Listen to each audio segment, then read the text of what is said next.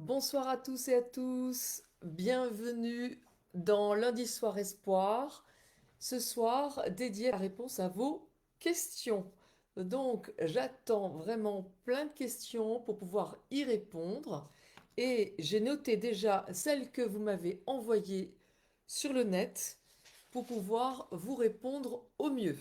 Alors, certains sujets ont déjà été traités dans mes lives. Les lives que vous pouvez retrouver en fait sur ma chaîne YouTube. Je vous montre la chaîne YouTube.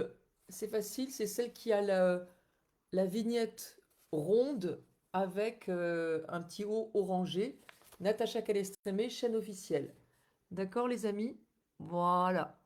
Sur cette chaîne YouTube, vous allez retrouver les thèmes suivants. Suis-je dépendant affectif? Je travaille trop. Je ne reçois pas l'abondance espérée. Comment ne pas porter les fardeaux émotionnels de ma famille? Pourquoi donner un sens aux épreuves permet de s'en libérer? Trouver sa place en amour. Gérer une relation conflictuelle ou toxique. Comment faire valoir mes droits en cas de conflit? Comment oser s'affirmer? Éviter les héritages émotionnels pour mon enfant. Changer notre rapport à la maladie. La dépression. Réduire mon stress. Sortir de la jalousie. En finir avec mes autoblocages. Pardonner. Vaincre la solitude. Sortir de la colère. Se libérer de nos peurs. Finir le harcèlement ou la manipulation. Finir de vivre. Trouver l'amour et le bon en deux parties. Questions autour des protocoles et les addictions. Il y en a d'autres encore. J'ai noté les premières. Donc, sur ma chaîne YouTube, Natacha Calestrémé, chaîne officielle, vous allez pouvoir trouver en cliquant sur, en fait, il y a accueil et il faut cliquer sur vidéo. Accueil sur vidéo. Et vous avez les, euh, comment dire, les différents sujets que j'ai traités. Bonsoir à tous et à tous, ravi de vous retrouver. Je vais répondre d'abord à vos questions avant de prendre celles qui sont sur le live. Alors, la gestion des troubles anxieux et de l'anxiété, c'est un sujet que j'ai traité dans un des lives et qui est également traité dans Trouver ma place. Comment gérer belle maman? J'ai adoré cette question. Je ne l'ai jamais traitée. Alors, belle maman, eh bien, si elle a une attitude qui n'est pas agréable, il faut d'abord faire le protocole 6 avec elle, qui est ce recouvrement d'âme suite à un vol d'énergie, c'est-à-dire un reset énergétique suite à des déstabilisations incessantes. Vous allez le faire plusieurs fois. Une première fois, vous attendez 15 jours, 3 semaines et vous le refaites. Et surtout, posez-vous la question de savoir si dans votre famille, quelqu'un n'a pas subi également les foudres de la belle-mère, chez un homme ou chez une femme. D'accord? Les deux. Et vous ferez le protocole euh, de libération émotionnelle. Le 7 si vous n'avez pas connu cette personne-là. Et si vous l'avez connue, c'est le protocole 6 plus de Trouver ma place. Trouver l'amour, on l'a dit, c'est dans les thèmes de Trouver ma place. Il y a un chapitre entier là-dessus. Et également dans les vidéos YouTube. Euh, Pourquoi je remets à demain les protocoles? Beaucoup de personnes me disent, oui, j'ai votre livre, j'ai pas encore commencé, je procrastine. Pourquoi? C'est que c'est pas le bon moment. Donc, ne vous en faites pas, ne vous posez pas la question en disant, mais pourquoi je n'y arrive pas? C'est que vous n'êtes pas prête et écoutez-vous. Voilà, vous savez que à l'intérieur de vous, c'est pas le bon moment. À un moment donné, ce sera évident. Donc, on ne se culpabilise pas par rapport à ça. Faire face au vieillissement de ses parents. Ah, vaste question. Malheureusement, je suis en plein dedans. C'est pas évident. Et c'est la course aux aides. C'est franchement difficile. Moi, j'ai la chance d'avoir une sœur et nous sommes toutes les deux comme ça. J'ai envie de dire que malheureusement, on y est tous confrontés et que il faut prendre son mal en patience Et ça mériterait un live complet. Mais moi, je dirais, soyez attentifs à tous les médicaments que donne le médecin à vos parents. Vérifiez qu'il n'y ait pas des erreurs. Moi, je me suis rendu compte qu'il y avait parfois des erreurs. Euh, des prolongations de, comment dire, d'ordonnances qui n'ont pas lieu d'être. Vérifiez également que euh, le problème avec, par exemple, les benzodiazépines qui sont un anxiolytique, eh bien, c'est que parfois, ça perturbe la personne et elle est complètement confuse. Et on se dit, waouh, elle a début d'Alzheimer. Non, c'est un problème d'anxiolytique. Donc, n'hésitez pas à parler à votre médecin en disant, est-ce que ma mère ou mon père ne serait pas surdosé en anxiolytique? Est-ce que ce ne serait pas bon de diminuer un petit peu, un tout petit peu, histoire de voir parce elle me paraît confuse. Ça m'est arrivé aussi. Bon, voilà. Après, c'est un chemin de croix. C'est un chemin de croix. Comment avoir confiance en soi? C'est abordé aussi dans trouver ma place. Rester serein malgré l'actualité. Ah, je comprends. C'est carrément, c'est carrément anxiogène. Ce qui se passe, c'est on marche sur la tête. Ben, l'important, c'est de se dire, parce que là, on est tous différents, comment je le vis. Est-ce que je le vis avec des peurs? Est-ce que je le vis avec de la colère? Est-ce que je le vis avec un sentiment d'impuissance? Et je vous encourage à chercher qui dans votre famille euh, a vécu de la peur, a vécu une forme d'impuissance ou de la colère, pour pouvoir vous permettre de travailler en fait sur euh, ce, cette émotion douloureuse. On ne va pas changer le monde, mais ça va peut-être nous permettre de le vivre mieux. Euh, Comment je suis victime de mes enfants après l'emprise de mon compagnon, c'est largement abordé dans un thème de YouTube et également dans Trouver ma place. La colère aussi, on en a abordé. Comment garder son travail par rapport à la jalousie, pareil, on en a énormément abordé dans Trouver ma place et dans YouTube. Euh, alors, j'arrive même pas à me relire. Euh, Attendez, tac. Euh, Relation toxique mère-fille, pareil, je l'ai abordé. Il y a une vidéo sur YouTube où je parle des relations toxiques et de l'emprise. Et la fin, j'évoque les enfants qui nous font vivre des choses très difficiles. Donc n'hésitez pas à regarder ce thème. Comment sortir de la colère? C'est le thème de mon prochain magazine qui sort le 13 mars. C'est pas celui-là, celui-là c'est le précédent.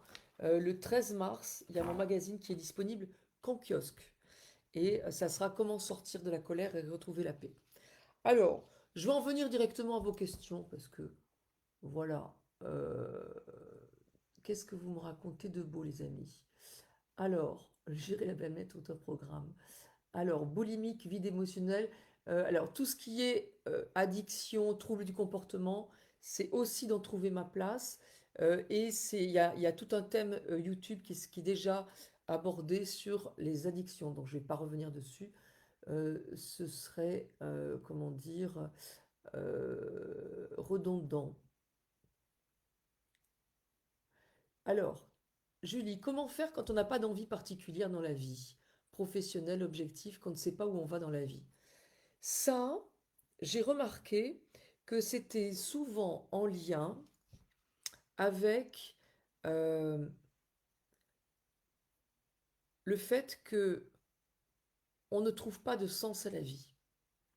Et je vous invite pour ça, il peut y avoir plein d'autres raisons, vous cherchez de votre côté, mais j'ai remarqué que ça arrivait souvent, que lorsque il y a eu plusieurs interruptions de grossesse ou fausses couches ou mort de jeunes enfants, il y a deux mots qui ont été associés, la mort et la naissance, au même moment.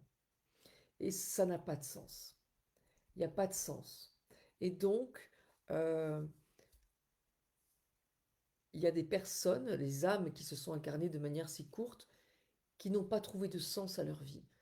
Et il est possible qu'on ait hérité sur le plan transgénérationnel de ce non-sens de la vie. Et donc, on va faire le protocole 7+, qui est d'en trouver ma place, euh, et qui, justement, permet de se libérer de, du poids, de la gangue, de l'espèce de non-sens qui est lié euh, la terrible épreuve de l'interruption de grossesse ou de la fausse couche. Donc voilà, posez-vous la question. Mince. Alors, je vais continuer. Euh, alors, est-ce que vous avez un protocole qui m'aiderait à perdre du poids? Pareil, j'ai abordé dans les questions. Alors, perdre du poids, les addictions, tout ça, si vous voulez, je l'aborde même dans mon spectacle. Euh, Vous avez les dates d'ailleurs en tapant Caramba, Natacha Calestrémé, et vous avez toutes les dates des prochains spectacles qui vont arriver. C'est en lien avec une perte d'énergie. On vit des épreuves, on perd de l'énergie. J'explique dans mes bouquins et dans mon spectacle comment et pourquoi. Et on va chercher en mode compensatoire euh, un moyen de récupérer cette énergie. Pour certains, c'est l'alcool, pour certains, c'est les aliments, pour certains, c'est la drogue, pour certains, c'est la cigarette. On cherche une compensation pour remplir ce vide qui est à l'intérieur de nous. Donc, en faisant les resets énergétiques, protocole 5, protocole 6 de la clé de votre énergie ou de trouver ma place, eh bien, ça peut aider vraiment à sortir de, de ces problèmes alimentaires. Alors, euh,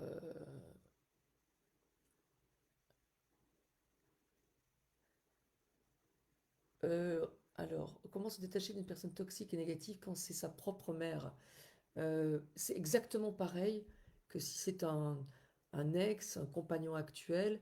euh, il va falloir faire le protocole 6+ avec elle, le faire et le refaire jusqu'à ce que son attitude horrible glisse sur nous. Surmonter mes angoisses, mon stress et mes peurs. Si les angoisses et les peurs sont liées à des choses de la vie euh, qui, comment dire, par rapport à ce que vous vivez actuellement, eh bien, peut-être que, il y a des choses qui sont très angoissantes et j'ai envie de dire, euh, c'est normal. Et c'est un moyen aussi de se préserver.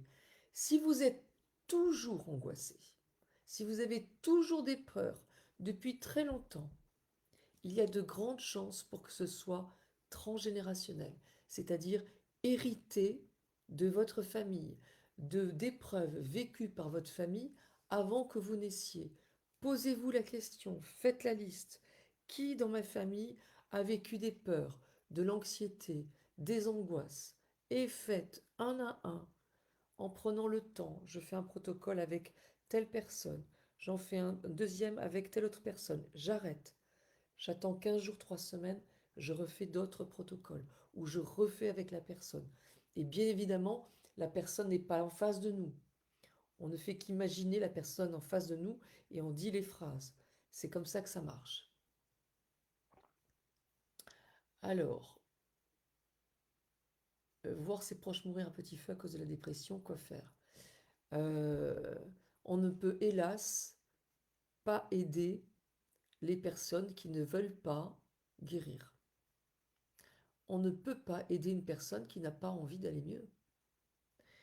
Euh, Si c'est son heure, c'est son heure, c'est terrible ce que je dis. Euh, L'important, c'est déjà, par rapport à la dépression, il y a des médicaments qui font de l'effet. Bon, on va voir un médecin, c'est indispensable. Dans certains cas, il n'y a que ça qui peut aider dans un premier temps. Ensuite, euh, la dépression, c'est aussi un vide majeur d'énergie à l'intérieur de soi. Moi, je dis toujours, pour convaincre quelqu'un de se prendre en choix, de se prendre en, comment dire, de faire attention à soi, faites-vous attention à vous-même, en fait, faites attention à vous-même, prenez soin de vous, parce que c'est en prenant soin de vous que vous allez montrer l'exemple et que vous pouvez déteindre sur l'autre qui peut se dire, elle y est arrivée, je peux y arriver. Il y a une personne qui m'a posé la question, j'essaie d'utiliser les protocoles pour aider les proches, est-ce que ça peut fonctionner? Non, on fait les choses pour soi-même et c'est ça qui donne envie aux autres. Souvent, notre entourage est un reflet de nous-mêmes. Ce que l'on voit chez l'autre, comme blessure, d'abandon, d'injustice, la colère, elle est souvent chez nous. On la voit chez l'autre parce que chez nous, c'est plus compliqué de se dire ah bah j'ai des colères, j'ai de la vie de l'injustice. Donc, on, ce qui est important, c'est de finalement se dire si je le vois chez l'autre, cette blessure, elle est peut-être aussi chez moi. Et donc, je travaille sur cette blessure. Voilà. Soyez convaincus que ce que l'autre vit met en lumière quelque chose que vous vivez. Une fois que l'on a fait le 6 avec notre mère décédée ainsi que notre père décédé, à force, je n'ai plus rien à leur reprocher, je n'ai plus rien sur le cœur. Je passe au protocole 8 directement, absolument, Talisara.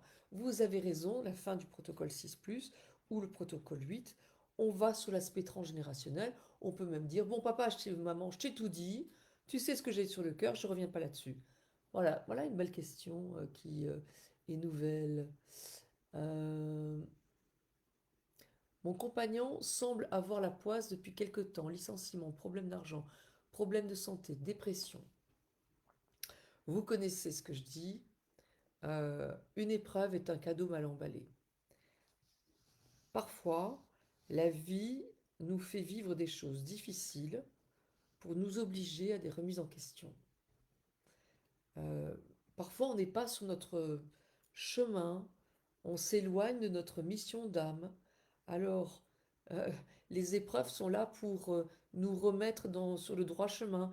Qu'est-ce que j'ai réellement envie de faire? Parfois, un échec professionnel est une opportunité d'aller vers son propre rêve, un boulot que l'on rêve de faire et qu'on n'a jamais osé faire. Donc, essayez de voir ce que ça a à dire de vous.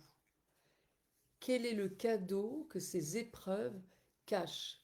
Souvent, quand ça arrive, on ne voit pas trop sur le moment. Mais l'important, c'est de se poser des questions. Et vous allez euh, finalement, et même en parler avec les autres. Et ça va venir euh, peut-être en parlant entre vous.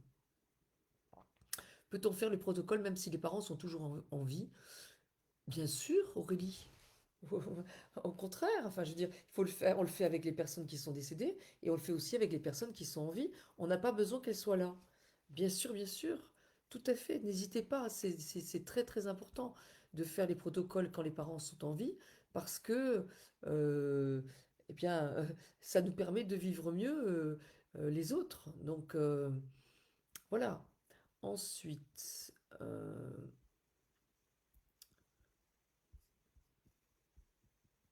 Alors, bonsoir Natacha, comment lâcher prise une bonne fois pour toutes en ce qui concerne mes attentes?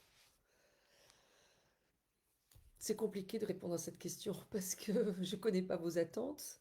Euh, L'important est aussi de se satisfaire des petites choses de la vie. Moi, il y a un petit rituel que je fais tous les soirs, c'est que je me dis, tiens, qu'est-ce que, qu'est-ce qui m'a rendue heureuse pendant la journée? C'est d'ailleurs un des protocoles de la clé de votre énergie. Et comme ça, j'oriente mon cerveau sur les choses positives de la journée et ça me permet de me focaliser sur les aspects heureux et de ne pas sans arrêt partir dans la recherche de quelque chose d'inatteignable.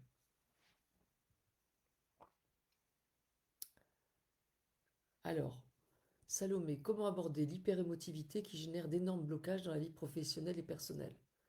Alors, si vous êtes hyper émotive ou hypersensible, ou même, je dirais, hyper empathique, bah déjà considérez que c'est un atout.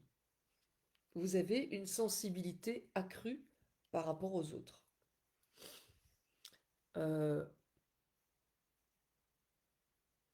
Ensuite,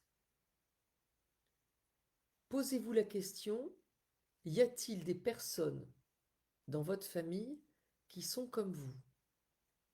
Faites le petit protocole 6+, de trouver ma place, avec ces personnes, en disant que vous refusez de porter sa manière de faire et de voir les choses. Ensuite, l'hyperémotivité, peut-être que ce qui vous bloque dans votre travail, c'est parce que quelqu'un se moque de vous. Je vois pas trop en quoi ça pourrait vous bloquer en fait. Est-ce que Salomé, vous pouvez me répondre pour me dire en quoi ça peut vous bloquer? Si c'est une forme d'humiliation, cherchez les personnes dans votre famille qui ont connu l'humiliation. Peut-on faire un protocole à la suite d'une constellation? Bien sûr. Constellation familiale, c'est formidable. On le fait avec des personnes qui nous guident, des thérapeutes. Et puis quand on rentre chez soi, on comprend certaines choses et on travaille en plus, grâce au protocole, ce qu'on a mis au jour au sein de la constellation. C'est même une excellente idée. La colère au travail quand on n'est pas reconnu à notre juste valeur, que faire pour se ficher la paix? Alors, se ficher la paix, je vais l'aborder dans le magazine qui va sortir le 13 mars et qui sera disponible dans tous les kiosques. Mais en attendant, euh, le fait de ne pas être reconnu à sa juste valeur dans son travail, c'est un chapitre entier de trouver ma place. Trouver ma place au travail.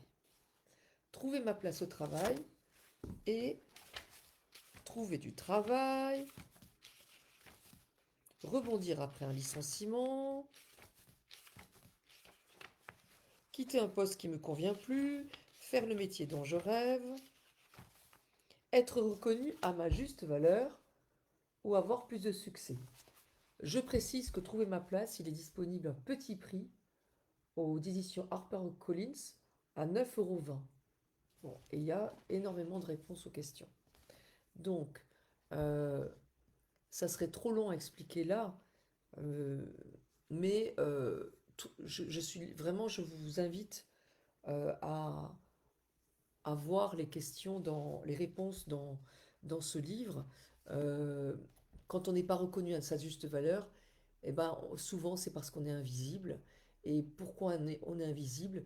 On va chercher toutes les personnes de notre famille pour qui l'invisibilité a été une, une raison de vivre, pratiquement.